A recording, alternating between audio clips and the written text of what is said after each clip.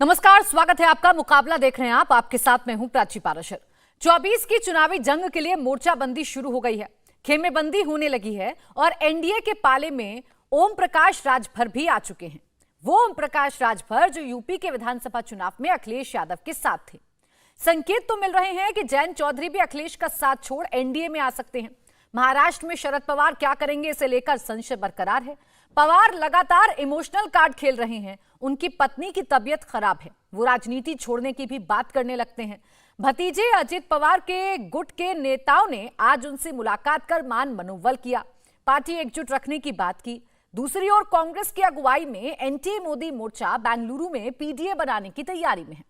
लेकिन अध्यादेश पर कांग्रेस से खफा केजरीवाल इसमें शामिल होंगे या नहीं होंगे, ये अभी तक तय नहीं हो पाया है। हालांकि कांग्रेस ने अपना स्टैंड क्लियर कर दिया है और इसका स्वागत अरविंद केजरीवाल की पार्टी की तरफ से किया गया है। कांग्रेस का साथ अब अध्यादेश के मामले पर आम आदमी पार्टी को मिल रहा है। मुकाबला में आज इसी पर करेंगे बात, लेकिन पहले एक रिपोर्ट। भारत माता की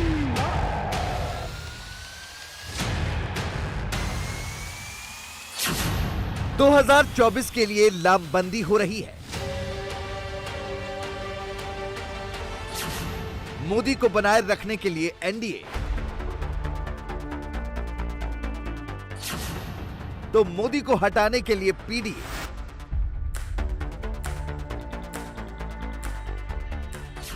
दो 2024 की लड़ाई बहुत दिलचस्प होती जा रही है। 18 जुलाई को दिल्ली में एनडीए का महामंथन होने वाला है, लेकिन उससे पहले ही बीजेपी ने कुनबा बढ़ाते हुए ओम प्रकाश राजभर को एनडीए का हिस्सा बना लिया। पूर्वांचल के 10 से अधिक जिलों में बड़ी संख्या में राजभर वोट हैं। राजभर को शामिल करके यूपी की 80 सीट जीतने की तैयारी है। जब अखिलेश जी अड़े हुए हैं कि हम मायावती जी से करेंगे नहीं, कांग्रेस से करेंगे नहीं, ओम प्रकाश राजभर से करेंगे नहीं, तो करेंगे किससे? केसीआर से करके कई वोट पाएंगे? ममता जी से वोट करके यूपी में कई वोट पाएंगे? लालू जी से पार्टी से गठबंधन करके यहाँ कई वोट पाएंगे? यहाँ तो वोट जयंत जी के पास, मायावती जी के पास और राजभर जी की, ये तीनों वोट इकट्ठा होता तो एक लड़ाई बनती। लेकिन ये वोट अब तो चला गया दूसरी ओर। दिल्ली में एनडीए की मीटिंग तो बेंगलुरु में मोदी हटाओ मोर्चा यानी पीडीए की मीटिंग होने वाली है, जिसमें 24 पार्टियां शामिल होने वाली हैं। मकसद एक है, मोदी को हटाओ, अपना पीएम लाओ। लेकिन बैठक से पहले ही कई सियासी सीन देखने को मिल रहे हैं, जो पीडीए गठन से पहले ही उसे कमजोर बना रहे हैं। महाराष्ट्र में पिक्चर कुछ और है। अजित पवार गुट शरद पवार से मिला, शरद पवार को मनाने की कोशिश की। अजित पवार गुट की कोशिश है कि एनसीपी एकजुट रहे, क्योंकि सुप्रिया सुले को अजित गुट ने पार्टी से नहीं निकाला है। दरअसल शरद पवार की पत्नी की तबीयत खराब है, तो अजित पवार ने उनसे मुलाकात की। अजित गुट के सारे बड़े नेता वाई.बी. चौहान सेंटर पहुंचे और शरद पवार को मनाने की कोशिश की। हालांकि शरद पवार का क्या रुख है, ये तो वक्त बताएगा, लेकिन वो अब राजनीति छोड़ने का इमोशनल कार्ड खेल रहे हैं। हालांकि पवार का कोई भी फैसला 24 के चुनाव पर सीधा असर डालेगा। एनडीए के कुनबे में आज एक और नाम शामिल हो गया है, या यूं कहें उत्तर प्रदेश की एक और पार्टी आज शामिल हो गई है। विधानसभा चुनाव में भारतीय जनता पार्टी का हाथ छोड़कर समाजवादी पार्टी में शामिल होने वाले ओपी राजभर साहब ने जी आपका इंडिया टीवी पर। धन्यवाद आपको। मैं आपसे सवालों की शुरुआत करूं, उत्तर प्रदेश की सियासत पर भी आपसे तमाम सवाल करूंगी। उससे पहले एक तस्वीर मैं आपको दिखा देती हूं, जो आज गृह मंत्री अमित शाह ने खुद ट्वीट की है, जिसमें आप बराबर में खड़े हुए हैं उनके। उस वक्त की है जब आपने एनडीए में शामिल होने का फैसला लिया। ओपी राजभर जी, ऐसा क्यों लग रहा है कि हंसते मुस्कुराते ओम प्रकाश राजभर इस पिक्चर में थोड़े से प्रेशर में नजर आ रहे हैं? ये खुशी में हुआ है गठबंधन या कोई प्रेशर रहा है? अरे हम कोनो घोटाला किए हैं कि ईडी सीबीआई से डराएंगे कहा? जो डरे वो जो घोटालेबाज हों, जो घोटाला करने वाले लोग हों, वो लोग डरते हैं। राजभर कभी डरता नहीं। तो राजभर जी, भारतीय जनता पार्टी ने आपको ऑफर दिया या आपने भारतीय जनता पार्टी से पहले बात की? क्या बातचीत हुई आप दोनों के बीच में, कैसे बात बनी?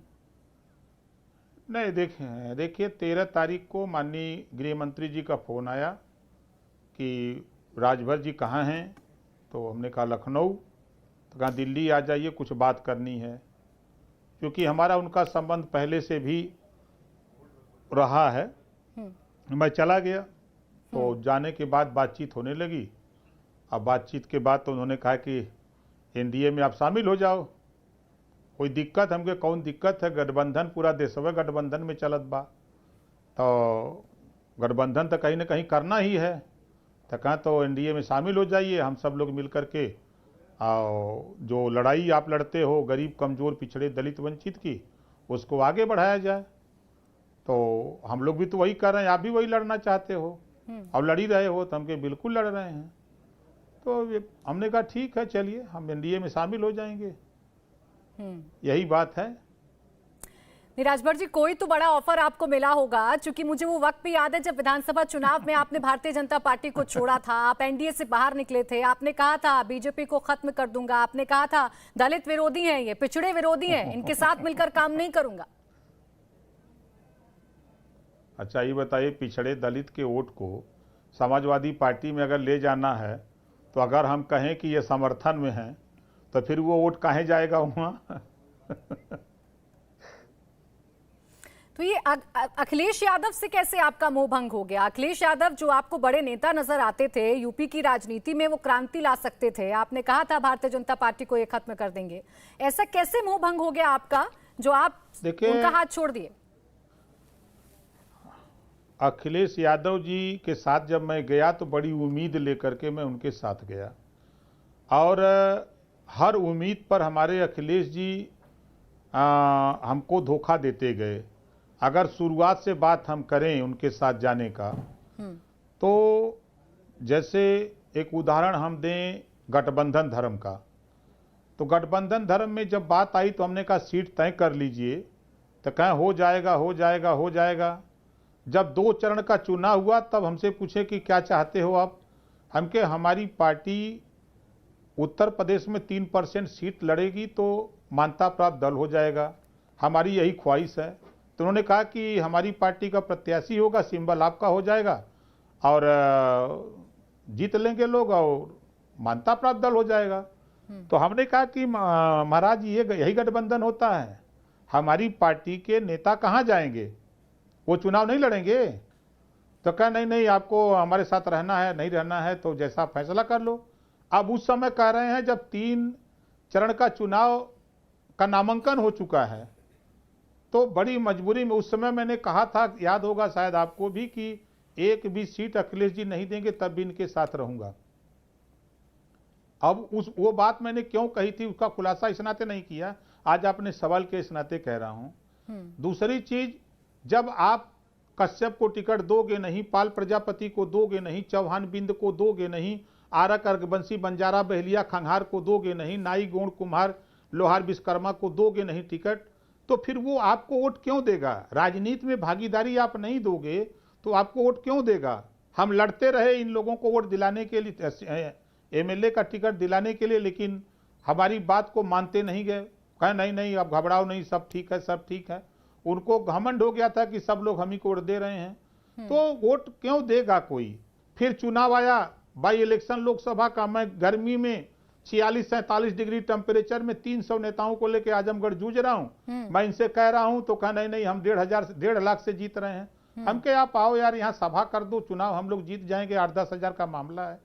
तो कहा नहीं आप अभी राजनीति सीखो। उसी पर मैंने चुनाव हार गए तो मैंने बयान दिया कि एसी से निकल करके राजनीति करनी पड़ेगी। तो ये बात उनको बुरी लगी कि ऐसे हमको हमारी पार्टी का कोई नेता नहीं बोलता, ये क्यों बोल रहे हैं। तो ये सब खटास उनको बुरा लगने लगा। अब राष्ट्रपति का चुनाव आया, तो राष्ट्रपति के चुनाव में हम आपके साथ हैं, तो आप प्रेस वार्ता कर रहे हो, आप जयंत को बुला ले रहे हो, प्रत्याशी को बुला ले रहे हो, हम लोगों को पूछ ही नहीं रहे हो। फिर उधर जब मुख्यमंत्री ने फोन किया कि भाई आप कहाँ हो, हमके लखनऊ हैं, कहाँ आइए, मैं चला गया, मिला तो उन्होंने कहा कि भाई देखो हमारी पार्टी ने दलित चेहरा उतारा राष्ट्रपति के लिए, आप पिछड़े दलित की बात करते हो, आप यहाँ वोट दो, आपसे वोट अखिलेश जी नहीं मांग रहे हैं। तो हमने जब इधर वोट दे दिया तो अखिलेश को बुरा लग गया कि उधर वोट क्यों दे दिया। एक तरफ मांग भी नहीं रहे हो, आप बैठक में बुला भी नहीं रहे हो, और दूसरी तरफ वोट की उम्मीद भी कर रहे हो। तो यही सब खटास के कारण बढ़ते गए, और उसके बाद उन्होंने तलाक दे दिया तो हमने कबूल कर लिया। एक फॉर्मूला आपने दिया था कि जयंत, मायावती और अखिलेश यादव अगर एक साथ आ जाएं तो आप सबसे पहले विपक्षी गठबंधन में जाकर शामिल हो जाएंगे। क्या ये फॉर्मूला सेट नहीं बैठ पाया उत्तर प्रदेश के लिए? देखिए, अखिलेश जी नहीं चाहते हैं कि मायावती जी से दोस्ती किया जाए। अभी तो हाल ही में मैंने सुना कि जब अखिलेश जी गए थे तेलंगाना तो उन्होंने कहा कि कांग्रेस के खिलाफ एक गठबंधन बनाया जाए। आप कांग्रेस को नहीं लोगे, मायावती जी को नहीं लोगे, ओम प्रकाश राजभर को नहीं लोगे, तो कौन सा गठबंधन बना रहे हो? आप देश में सारी सीटें जीत लो, लेकिन यूपी से दिल्ली का रास्ता जाता है और यूपी में गठबंधन अगर करना है विपक्षियों को तो बगैर मायावती के, बगैर ओम प्रकाश राजभर के, बगैर जयंत के अखिलेश जी कोई गठबंधन नहीं चल सकता। ये हमारा अपना मानना है। जब ये लोग फेल हो गए कि नहीं गठबंधन एक साथ नहीं करेंगे, तो उसी बीच माननीय अमित शाह जी ने बुला लिया, तो हमने कहा कि चलो भाई जब गठबंधन करना है तो एक जगह कर लिया जाए, तो कर लिया उधर। लेकिन जयंत चौधरी तो इस बीच सूट सिलवाने की भी बात कर रहे हैं और अखिलेश यादव के साथ जाने की भी बात कर रहे हैं। कोई गठजोड़ बनेगा क्या राजभर जी? देखिए, राजनीति में ना कोई किसी का दोस्त है ना किसी का दुश्मन। सब लोग मौके की तलाश में है, कहां मौका मिल जाए चट से वहां पहुंच जाएंगे। अच्छा, मैं अगर आप ही के फॉर्मूले की बात करूं, मान लीजिए अगर ये तीनों साथ आ जाते हैं तो उत्तर प्रदेश में क्या आपका एनडीए के साथ आना टक्कर दे पाएगा इस गठबंधन को? क्या आगे कोई चुनौती पेश कर पाएंगे अगर अखिलेश यादव अपनी जिद छोड़कर सबको साथ ले आते हैं तो? नहीं, कुछ नहीं अब हो पाएगा। देखिए, अब राजभर हट गया वहां से ना। अब आपको मैं जिला गिरा देता हूं। आजमगढ़, मऊ, बलिया, गोरखपुर, देवरिया, श्रावस्ती, बलरामपुर, गोंडा, फैजाबाद, सुल्तानपुर, अम्बेडकर नगर, जौनपुर, मिर्जापुर, सोनभद्र, चंदौली, गाजीपुर, बनारस, बस्ती, इतने जिले में तो कोनो गठबंधन बन जा कोनो मतलब नहीं है। अब आगे आइए मध्यांचल में। मध्यांचल में गठबंधन क्या करेगा? मध्यांचल में बीजेपी का अपना पूरा आधार है। अब पश्चिम में चलिए, पश्चिम में 20 जिले हैं जहां समाजवादी पार्टी का कुछ है नहीं है, वहां जयंत का है। तो ये लड़ाई अलग अलग क्षेत्रों में अलग अलग प्रभाव वाला इलाका है। अब जैसे हमारे जैसे प्रभाव के इलाके हैं वहां बसपा सपा एकजुट होकर के वो साथ हम होते तो वो लड़ाई एक अलग होती, और न रहने पर लड़ाई बेकार हो गई। तो ये चीजें हैं कि अब उत्तर प्रदेश में देखिए, जो चाहे कितना हो बड़ा गठबंधन कोई बना ले, अब एनडीए का मुकाबला अब नहीं कर सकते। ओम प्रकाश राजभर एनडीए में चला गया। आप अगर जरा बारीकी से पढ़िएगा माननीय गृह मंत्री जी के ट्वीट को, वो देश के चाणक्य है ना। अच्छा, गठबंधन धर्म की बात कर रहे थे आप, जब आप अखिलेश यादव से कैसे आपका मोह भंग हुआ आपने ये बताया। अभी क्या गठबंधन धर्म या सीट शेयरिंग को लेकर कोई बात हुई है? 24 में कितना सम्मान आपको एनडीए से मिलेगा? देखिए, हमको दिल्ली में सरकार नहीं बनानी है, हमको माननीय नरेंद्र मोदी जी को प्रधानमंत्री बनाने के लिए लड़ना है, हम सबको मिलकर के। तो हमको बहुत सीट की भी डिमांड नहीं है कि हमारी हवसों को नहीं हमको 25 सीट मिल जाए, 20 सीट मिल जाए, 10 सीट मिल जाए, ये भी हमारी डिमांड नहीं है। हाँ, ये जरूर है कि हमारी पार्टी की उपस्थिति लोकसभा के अंदर हो, बस इतनी हमारी डिमांड है। उसके लिए राजी हैं और 18 तारीख को बातचीत हो जाएगी, तय हो जाएगा।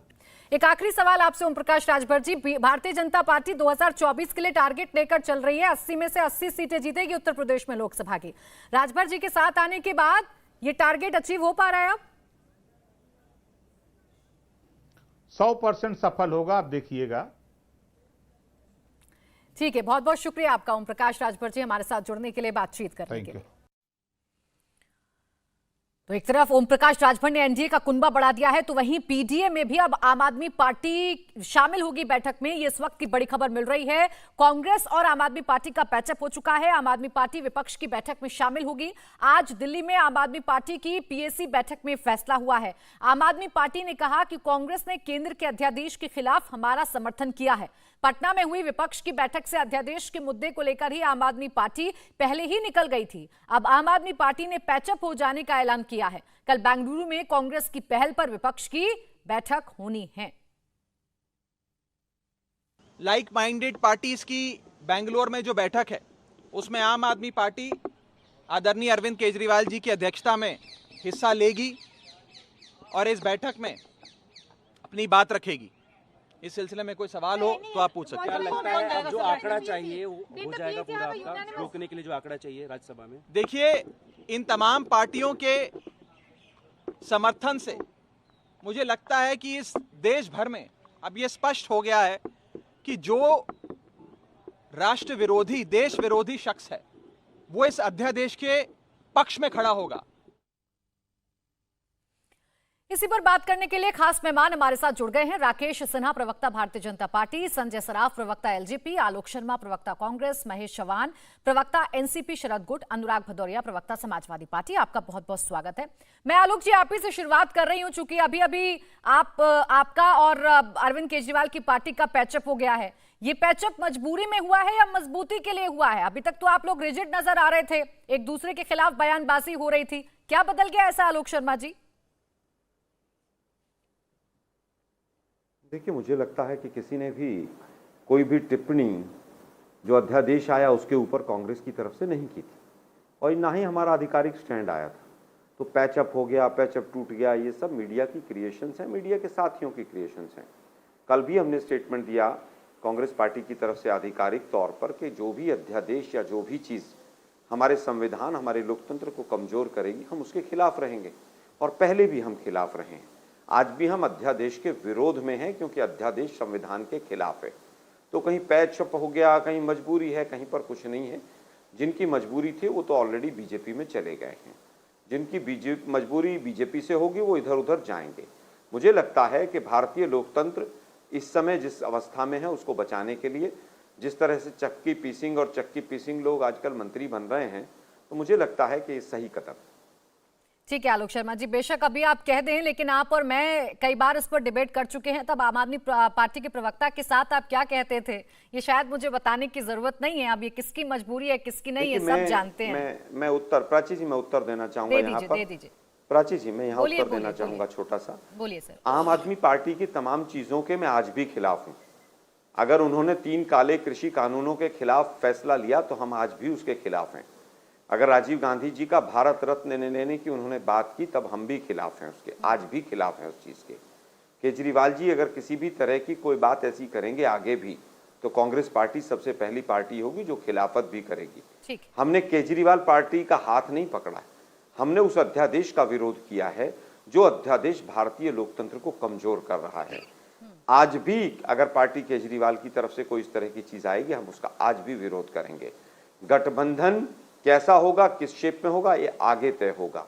लेकिन जहां तक कांग्रेस पार्टी का सवाल है वो अध्यादेश हमें ठीक नहीं लगा। वो अध्यादेश कहीं ना कहीं बिल्कुल इस अध्यादेश की वजह से गांठ पड़ी हुई थी, वो गांठ कम से कम कांग्रेस के स्टैंड ने सुलझा दी है। अब राकेश सिन्हा जी, आप बार बार कांग्रेस और आम आदमी पार्टी का जिक्र भारतीय जनता पार्टी किया करती थी। देखिए गांठ भी खुल गई और जो लोग आपको पानी पी पी कर कोसा करते थे उन लोगों को भी आप अपनी पार्टी में शामिल कर रहे हैं। ये एकजुट होते विपक्ष की वजह से अब आप लोग कदम उठा रहे हैं, ये आपकी घबराहट है, बौखलाहट है, या वाकई में एनडीए को और मजबूत करना है? देखिए वास्तव में क्या है कि प्रधानमंत्री नरेंद्र मोदी जी एक राष्ट्रीय मिशन के साथ काम कर रहे हैं। उस राष्ट्रीय मिशन का 2 हिस्सा है। पहला हिस्सा है कि भारत को देश के भीतर सशक्त बनाना, सबके प्रयास, सबके विकास को रखना, सबका प्रतिनिधित्व। यह देश 1952 से चुनाव को देख रहा है, लेकिन एक बहुत बड़ा वर्ग इस देश का रहा है जो समाजवादी प्रकार के समाज के, कांग्रेस के नारे और आम आदमी के छलावे, इन पार्टियों के छलावे में ये वर्ग का प्रतिनिधित्व तो नहीं रहा, न लोकसभा में, न राज्यसभा में, न विधानसभा में। ऐसी तमाम हाशिए के लोगों को प्रतिनिधित्व के स्तर पर लाना। सो यह जो एनडीए है वो एनडीए सिर्फ पार्टियों का गठबंधन नहीं है, ये एक मिशन का हिस्सा है। उस मिशन के हिस्सा में भारत को एक विकास के रास्ते पर ले जाना, जो आज हम सब सड़कों पर, आलोक जी हंस रहे हैं, लेकिन जब 5G मिलता है, जब बड़ी अच्छी सड़कों पर उनकी गाड़ी दौड़ती है, जिस स्टूडियो आने में आलोक जी कई बार लेट हो जाते थे 2014 से पहले, और आलोक जी मुझे कहते थे राकेश जी सड़क अच्छी नहीं थी। आज आलोक जी सही समय पर स्टूडियो पहुंचते हैं, लेकिन विपक्ष में हैं, वो व्यंग करें, हंसें, उलाना दें, उनका स्वागत करते हैं। मैं जो कहना चाहता हूं कि प्रधानमंत्री नरेंद्र मोदी जी जब पेरिस में मैक्रोन से मिलते हैं, जब बाइडेन से अमेरिका में मिलते हैं, तो आप वो गुणात्मकता को देखिए। मैं नहीं कहता कि हमारे बाकी प्रधानमंत्रियों को कोई अनादर हुआ है, लेकिन उस गुणात्मकता को देखिए कि प्रधानमंत्री नरेंद्र मोदी जी ने किस प्रकार से अपनी शख्सियत और दृष्टि से भारत क्लाइमेट से लेकर आर्थिक क्षेत्र में कैसे एक निर्णायक हस्तक्षेपकर्ता बन गया है। कभी हमने सोचा था क्या कि भारत का प्रधानमंत्री और भारतवर्ष अमेरिका, फ्रांस, ऑस्ट्रेलिया, रूस जैसे देश के निर्णय मंडली का अनौपचारिक रूप से स्वतः हिस्सा बन जाएगा। यह जो मिशन है, उस मिशन को मजबूत बनाने के लिए हम एक हो रहे हैं। जहां तक यूपीए के गठबंधन की बात है, गांठों के साथ जो बंधन हो रहा है, आप देखिए आलोक जी ने जो कहा आम आदमी पार्टी के बारे में, जो बाध्यताएं इनकी हैं, वो बाध्यता क्या है मैं बता दे रहा हूं। अपने अस्तित्व को बचाने की दशकों से देश को लूटा है इन्होंने, जो प्रधानमंत्री नरेंद्र मोदी जी बार बार कहते हैं। और आम आदमी पार्टी जो जन आंदोलन से निकली है, उस जन आंदोलन के प्रति शायद आलोक जी की सहमति थी या ना थी, मेरी सहमति थी। हम सड़कों पे उस नारे में जाते थे, हमें लगता था कि चलो कोई एक नया परिवर्तन आएगा। उस आम आदमी पार्टी ने जनता को कैसा धोखा दिया है, जन आंदोलन की विश्वसनीयता को ही समाप्त कर दिया है। आगे से प्राची जी, हम और आप जन आंदोलन करने निकलेंगे तो लोग कहेंगे आप अरविंद केजरीवाल बनेंगे क्या? जिस पार्टी के आधे दर्जन लोग जेल में, कांग्रेस पार्टी के लोग बार बार कहते सीबीआई, ईडी, और अभी समाजवादी पार्टी, मैंने सब पार्टियों ने राज्यों का हालत खास्ता कर दिया। समाजवादी पार्टी की मैं बात करूं, जब तक उत्तर प्रदेश के शासन में थे और योगी जी के शासन के बाद, आप देखिए उत्तर प्रदेश में कानून व्यवस्था। राकेश जी, आपसे सवाल इसीलिए पूछा था ना, अभी तक ये आरोप आप विपक्षी दलों पर लगाया करते थे कि कौन एक दूसरे के बारे में क्या बोलता है। ओपी राजभर ने खुले में क्या बोला था विधानसभा चुनावों में, किसी से छिपा नहीं है। आपको खत्म करने का दम्भ भरा करते थे ओपी राजभर, आज वो आपके साथी हो रहे हैं।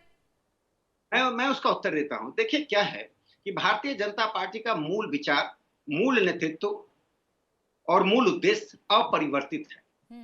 उस मूल विचार, मूल उद्देश्य और मूल नेतृत्व को स्वीकार करना हमारे लिए सहर्ष बात है। समाज का कौन व्यक्ति हमें आज की परिस्थिति में हमारे उद्देश्य को पूरा करने में हमारा साथ देता है, वह उद्देश्य राष्ट्रीय मिशन है। हम सत्ता के लिए यदि करते तो हम अनेक प्रकार के अवसरवाद के गठबंधन में जाते। आप जब ये कह रहे हैं तो देखिए मुस्कुराहट आ गई अनुराग जी के चेहरे पर। अनुराग जी को चर्चा में ले आती हूँ। अनुराग भदौरिया जी, पीडीए बनाने की बात आप कर रहे हैं, मैं आ रही हूँ आलोक शर्मा जी फिर आपके पास। पीडीए बनाने की बात आप कर रहे हैं, उत्तर प्रदेश में तो आपके अपने साथी आपको छोड़कर जा रहे हैं। ओपी राजभर तो शामिल हो गए एनडीए में, दारा सिंह आपको छोड़ चुके हैं। देखिए, आपने भारतीय जनता पार्टी के प्रवक्ताओं को जब आपने पूछा कि भाई आप तो पीडीए से इतना डर गए हैं, विपक्षी एकता से इतने परेशान हो गए हैं, जो आप अकेले चढ़ने का दम्भ भरा करते थे, अब आप जा के सबसे न्योरे कर रहे हो, भैया आ जाओ हमारे पास। जो लोग आपको गाली दे रहे थे, पानी पी पी के गाली दे रहे थे, वो गाली भी भूल गए, वो अब आपको फूल बरसाने जैसे लग रहे हैं। आओ भैया, क्योंकि किसी तरह से सत्ता चाहिए, सत्ता की कीमत को, सत्ता पे कोई भी कीमत चुकाने को तैयार हैं। अभी तो देखिएगा आप आगे आगे ये कैसे कैसे लोगों को भी अभी कोशिश करेंगे, आप देखे रहिएगा। जिनको ये कहते थे इन पे अपराध, ये भ्रष्टाचार का आरोप लगा रहे थे, 10-10 दिन पहले तक भ्रष्टाचार का आरोप लगा रहे थे, गारंटी दे रहे थे, उसके बाद उन्हीं को बुलाते हैं राजभवन, राज तिलक कर देते हैं। आपका राज तिलक हो गया, अब आप पाक साफ हो गए, आप मंत्री हैं। भ्रष्टाचार का आरोप आज से बंद, नेता बोलना बंद। अब आप दौड़िए गाड़ी लेके और आपकी जिम्मेदारी बनती है कि 2024 में आपको मुझे जिताना है। इसी तरह से आप यहां उत्तर प्रदेश की बात अभी जो कर रहे थे, उत्तर प्रदेश में जो लोग इनको गाली दे रहे थे, आज उनको कहीं कोई जगह नहीं है, वो हर जगह हाथ पैर मारने की कोशिश कर रही है भारतीय जनता पार्टी, जिनको इन्होंने कभी सम्मान नहीं किया। अब चिराग पासवान, जिनकी झोपड़ी में आग लगा दी थी इन्होंने, जिनकी झोपड़ी नहीं थी, आज उनकी झोपड़ी बसाने की कोशिश कर रहे हैं। सोचो आप, इतने डर गए बिहार में। आप चले जाओ तो पंजाब में भी आप देखो, अकाली दल पे भी डोरे डाल रहे हैं कि भाई आप भी आओ किसी तरह से, हमें सत्ता चाहिए किसी भी कीमत पे। जिनको इन्होंने बोला था, क्या क्या आरोप लगाए थे, आज उनके पास आप सत्ता पाने के लिए जा रहे हो। इसके पहले भी आपने यही किया था, जिनको आप कोसा करते थे उनको आपने पार्टी में लाए हो, बड़ा बड़ा मंत्रालय दिया आपने उनको, और जिनको कई तो हैं जिनको आपने चीफ मिनिस्टर बनाया, जिन पे आप आरोप लगाते थे। तो बताइए आपकी वैचारिकता है कहां पे? आप वंशवाद की बात करते थे और आप किसकी बात करते थे? भ्रष्टाचार की। वंशवाद की हालत यह है कि आप ओपी राजभर को भी लाए हैं, तो कौन खड़ा ओपी राजभर का बेटा? अपने साथी आपको छोड़कर क्यों जा रहे हैं, आपने ये नहीं बताया। मैं इस सवाल का जवाब आपसे लूंगी, छोटे से ब्रेक का वक्त हो गया, मैं सवाल का जवाब आप ही से लूंगी। आप किसका कुनबा बड़ा, किसका कुनबा ज्यादा ताकतवर, इसी पर लगातार चर्चा जारी है। तमाम खास मेहमान मेरे साथ बने हुए, पूरा कर लीजिए अनुराग भदौरिया जी। दे दीजिए। बोलिए बोलिए बोलिए। देखिए, अब आपने सवाल पूछा तो वही मैं बता रहा हूं।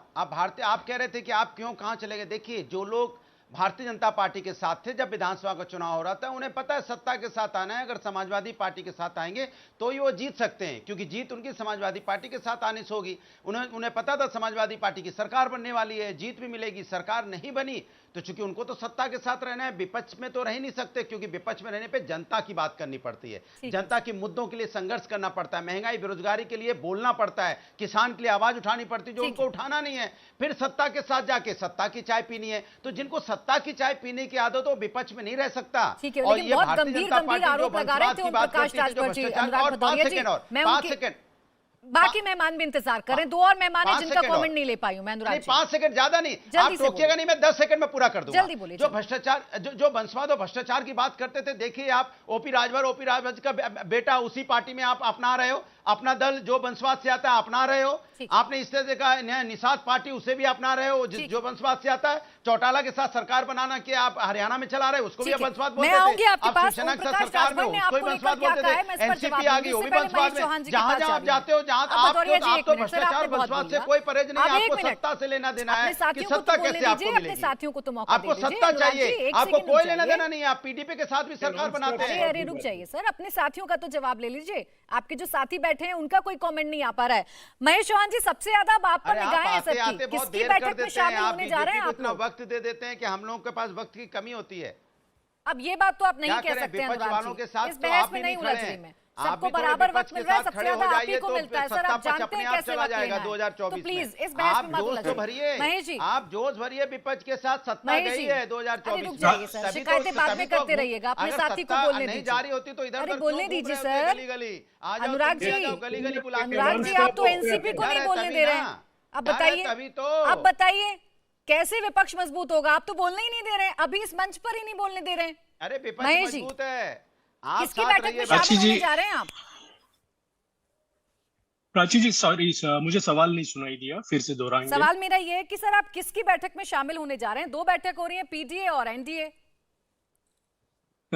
नहीं, हम तो विपक्षी एकता की बैठक में शामिल होंगे। हम पहले से उनके साथ हैं, आगे भी उनके साथ रहेंगे। आपको पता है कि हम तो सांप्रदायिकता के खिलाफ, धार्मिक ध्रुवीकरण के खिलाफ, महंगाई के खिलाफ, बेरोजगारी के खिलाफ, इनके खिलाफ लड़ रहे हैं। तो हम विपक्षी एकता में पहले से शामिल हो चुके हैं। एक मीटिंग उनके साथ अटेंड की है, अभी दूसरी मीटिंग बेंगलोर में होगी, तो वो भी अटेंड करेंगे। और एक जोर का मतलब हमारा जो मोर्चा है वो मजबूत है, विपक्षी एकता मजबूत है। और आप देख रहे हैं कितने लोग हमारे साथ जुड़ रहे हैं। एनडीए के साथ भी नए नए लोग जुड़ रहे हैं। एनडीए को भी पता है उनको भी मजबूत होना पड़ेगा। पहले जैसे चीजें आसान नहीं रही है, अभी जनता का उन पर विश्वास नहीं है, क्योंकि जिस तरह से महंगाई बढ़ रही है, जिस तरह से बेरोजगारी बढ़ रही है, जिस तरह से इन्होंने काले कानून किसानों के 1 साल के आंदोलन के बाद पीछे लेने पड़े, जिस तरह से मणिपुर की हिंसा इन्हें कंट्रोल में नहीं आ रही है, ये सब जनता देख रही है। और जिस तरह से भ्रष्टाचार के बारे में ये बात करते हैं, लेकिन असलियत में भ्रष्टाचार के जिन पर आरोप किए उनको अपने साथ में लेते हैं, ये भी जनता देख रही है। तो हमें पूरा भरोसा है विपक्ष के साथ जनता इस बार रहेगी और हम विपक्ष के साथ ही। संजय जी, पहली बैठक में शामिल हुए थे, माफ कीजिएगा महेश जी, आप ही से सवाल था मेरा, एक छोटा सा काउंटर, उसके बाद संजय जी आपके पास आ रही हूँ। पहली बैठक में आप लोग पटना में शामिल हुए थे, प्रफुल्ल पटेल गए थे। आज देखिए वो क्या क्या बोलते हैं वो पीडीए के लिए। कहते हैं सबने मान रखा है प्रधानमंत्री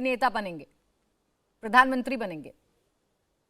नहीं, अभी तो वो बीजेपी के साथ जुड़े हैं, तो बीजेपी की भाषा बोलेंगे। जब भी हमारे साथ थे हमारी भाषा बोलते थे, तो हम तो उनके वक्तव्य को अभी सीरियसली नहीं ले सकते, क्योंकि वो हमारे साथ अभी नहीं। संजय जी, कौन जोड़ रहा है कौन तोड़ रहा है? एनडीए का कुनबा भी बढ़ रहा है, लेकिन तरीके पर विपक्ष का सवाल है कि डरा धमकाकर, आप प्रेशर बनाकर अपने कुनबे को जोड़ रहे हैं। कहां किसको डरा धमका रहे हैं? हमारा तो सिंपल सा एक थॉट प्रोसेस है। सबको, पूरे देश में हर एक को पता है, विपक्ष के साथियों को भी पता है कि माननीय प्रधानमंत्री जी तीसरी बार प्रधानमंत्री देश के बनने वाले हैं। इनका कोई चेहरा है सामने जिसको लेकर बोले कि प्रधानमंत्री वो बन रहा है? चेहरा तो दिखाए।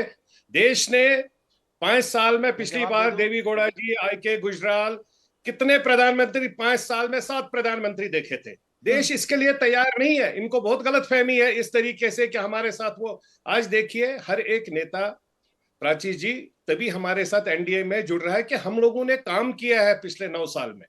हम लोग काम लेकर लोगों के बीच में आ रहे हैं। हम लोगों का वो सिस्टम नहीं है। पहले जीजा जी, साला गिना जी, तो भैया दीजिए। जी, माता जी, सब लोगों के अगेंस्ट में अरे एफआईआर काम लगे तो हुए गिना हैं। दीजिए, तो इसमें काम बॉस तो मैं गिना आपके दीजिए। बीच में तो आया नहीं, आपकी हर काम वक्त है कि तकलीफ आपने होती है, किसी को काम बोलने नहीं गिनाइए, देते हैं। आपकी तकलीफ, काम आपकी पार्टी की गिनाइए। तकलीफ है। हरियाणा में चौटाला अपने जी के एरिया में साथ तो सरकार आपके बनाए अपने बैठे लोग भाग हैं, रहे हैं, काम गिनाइए ना। आपके अपने लोग अभी भाग अकाली रहे दल हैं, पे रिजाइन डोरे डाल करके रहे निकल रहे हैं, हैं, तो अपना हमारे दल के साथ साथ एनडीए में आप आ रहे हैं। गठबंधन किए बैठे इसके ऊपर हैं। तो आप कुछ कर अब ही नहीं राजभर पाते भी हो। आ आपकी गए हर हैं, वक्त ये निषाद प्रॉब्लम है। पार्टी पहले से जबरदस्ती बीच है। में, अब बताइए जबरदस्ती आप, बीच में अपनी पीडीपी नोज को आप पोक करने गठबंधन की कर ही आपकी चुके तकलीफ हैं, है। जेडीयू जब हम लोग गठबंधन बोल में रहे था हैं, जो अब आपको आप छोड़ अपनी के चला पार्टी गया। को संभालिए ना, पासवान हमारे जी की तो एनडीए के आपने बारे में क्या मत किया बोलिए। जानते ही हैं। एनडीए में आप we are very Shivsena much satisfied. Shivsena हमारे के पास साथ हमारा आपका गठबंधन कुंबा, दो फाड़ हो गए। हमारा तो कुंबा आप बताइए आप जीत का किसके साथ कुंबा हैं? है। आपका काम है हम गठबंधन में अच्छा शामिल रुक होकर जाइए नौवीं अनुराग जी, वादे उनको को बोलने तोड़ देना। दीजिए। अनुराग जी देखिए, आप बीच में बोलेंगे फिर सबसे ज्यादा शिकायत भी आप ही करेंगे। गजब है आप साथ में। बोलिए बोलिए सर, काम गिनाने की बात कर रहे थे अनुराग जी। उनकी हर वक्त की हर एक जो भी बोलेगा ये बीच में जबरदस्ती अपनी पोक कर रहे हैं। He is always like that. अरे काम हम लोगों ना, को ये है काम आपका। प्राची जी कहीं पर टमाटर कोई कितना इश्यू भाव नहीं बिक रहा है। है पता है आपका काम दिखाई पड़ रहा है। देखिए टमाटर अरे दिखाई पड़ रहा आपका है आपको? काम कोई रिक्शा ये दिखाई चलाने पड़ से, रहा है? आप आम रिक्शा आदमी की- चलाने से आम रिक्शा आदमी की वाले आवाज बन नहीं है ये। जाते हैं। टमाटर आप महंगा है, जमीन दिखाई पर पड़ आप रहा है आपको? नौटंकी करेंगे ना। ये टमाटर आप दिखाई जो पड़ रहा साइकिल है? चलाते थे वो ये साइकिल ही नहीं रहा टमाटर देश नौटंकी में। नहीं है, इसको आपने नौटंकी मत नौटंकी बोलिए। छोड़ ये दीजिए। जनता खरीदने जाती है तो उससे आपका 120 नेता 150 रुपए खुद किलो मिल रहा है, इसको उजला नौटंकी हो बताते चुका हैं, है। तभी किसी जनता के आपको पास हटाएगी कोई सत्ता थॉट से। प्रोसेस क्योंकि है आप नहीं। जनता की आवाज को किसी के नौटंकी पास बताते हो कोई आप। थॉट क्या टमाटर विजन है महंगा हो आपका? गया, इसको आप नौटंकी बताइए, बताओगे। 5 साल दाल के महंगी लिए होगी, क्या नौटंकी विजन है? बताओगे। कौन है आपका कमाल का आटा महंगा हो गया, नौटंकी बताओगे। तेल महंगा हो गया, नौटंकी बताओगे। कौन सा जीरा विजन महंगा हो गया, नौटंकी बताओगे। सब्जी महंगी हो गई, रोजमर्रा की चीजें महंगी हो गई, आप नौटंकी बता रहे हो। अच्छा ठीक है, अनुराग भदौरिया जी, अनुराग भदौरिया जी और संजय जी, अनुराग जी बोलने तो दीजिए ना, उनको अपनी बात कंप्लीट करने देते हैं, उसके बाद आप सवाल करते रहते हैं। सबसे ज्यादा आप बीच में बोलते हैं सर, और सबसे ज्यादा शिकायत भी आप करते हैं। अब रुक जाइए सर, एक एक करके प्लीज।